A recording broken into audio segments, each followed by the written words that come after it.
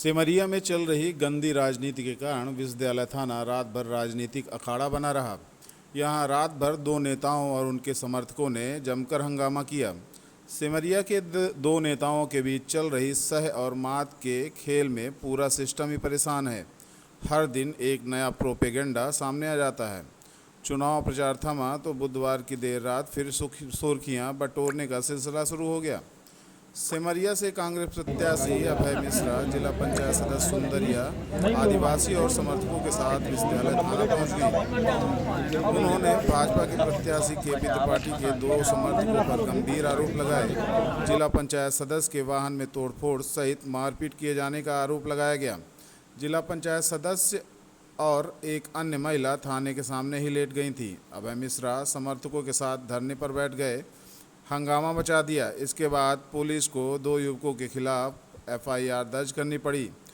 सिद्धू शुक्ला, मनीष चंद शुक्ला उर्फ सिद्धू, और ये एफआईआर में नाम भी सनी चतुर्वेदी और ओंकार पांडे।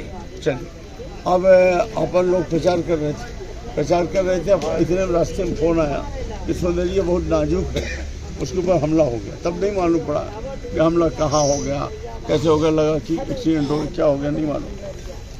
दौड़ते हुए यूनिवर्सिटी थाना है, तो अब जो है तो सामने उसका कौन लोग थे? मैं तो मौके पे था नहीं। उन्होंने बताया कुछ, आपको कुछ बताया कौन लोग? नहीं, मुझे तो सौंदर्य बेहोश है ना, सौंदर्य होश में है तो मैं बात करूं। उन दो महिलाओं को मैं पहचानते ही नहीं। दो आदमी को मैं पहचानता हूँ।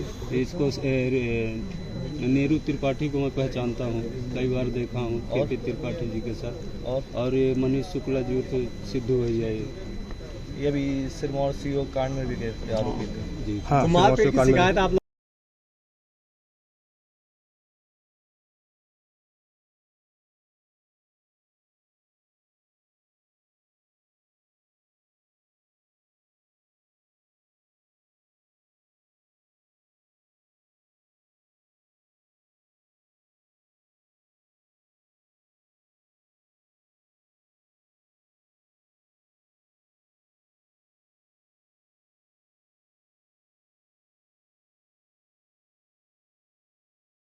अभय मिश्रा और उनके समर्थकों के लौटते ही थाना में भाजपा प्रत्याशी केपी त्रिपाठी ने धावा बोल दिया।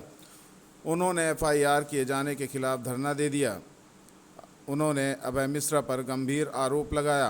केपी त्रिपाठी ने बताया कि आशीष शुक्ला को धमकाने के मामले में भी अभय मिश्रा उनके समर्थक उमाकांत शर्मा के खिलाफ शिकायत की गई है। उन्होंने बताया कि एडिशनल एसपी अनिल सोनकर ने आश्वासन दिया है, विवेचना के बाद ही कार्रवाई आगे की जाएगी। हद तो यह है कि विधानसभा चुनाव को लेकर बुधवार की शाम से धारा 144 लागू की गई है। इसके कुछ ही घंटों बाद सारे नियम यहां टूटते हुए नजर आ रहे हैं। विश्वविद्यालय थाना में दोनों उम्मीदवारों के समर्थक जमकर हंगामा मचाए। मैं ये सवाल कर रहा हूं कि एफआईआर क्यों किया? लॉ एंड ऑर्डर बचाने के लिए। तो लॉ एंड ऑर्डर के दबाव में आप किसी को भी खत्म कर दोगे। अब कहीं कहीं ऐसी परिस्थितियां निर्मित होती हैं कि जब आदमी सामने वाला ये बना के लेटाया हुआ है। प्रशासनिक अधिकारी को बहुत सूझबूझ से काम करना चाहिए। किसी के भी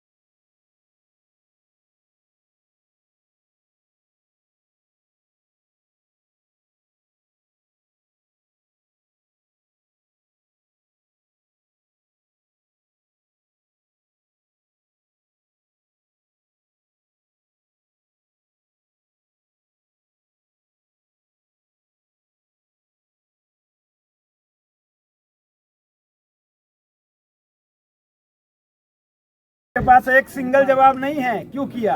शर्म करो यार, समझाने के पहले मुझे पूरा चुनाव खराब हो जाएगा। जांच में क्या जांच में हमारा मर्डर हो गया। एक मिनट यार, जब मैं बोल रहा हूं,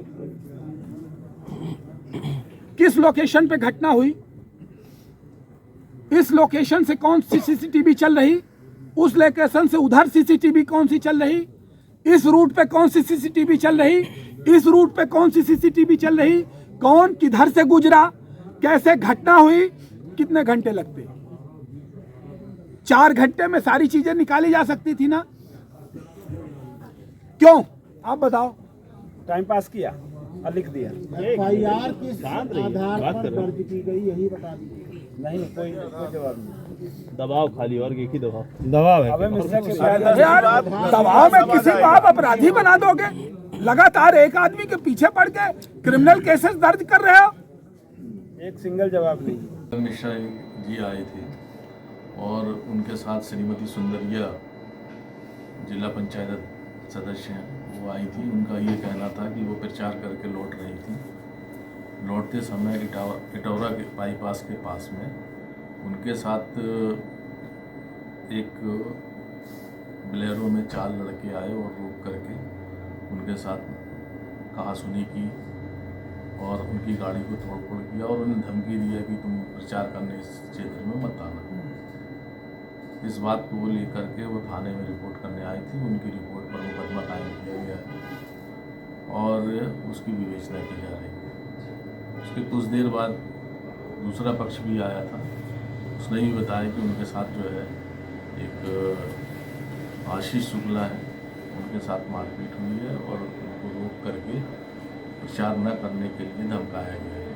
इस सूचना पर भी मुकदमा कायम किया गया है। दोनों प्रकरण में प्रकरण पंजीबद्ध है और उसमें निष्पक्ष और गंभीरता से उसकी विवेचना की जाएगी। जो तथ्य विवेचना में आएंगे उसके आधार वैधानिक कार्रवाई। दोनों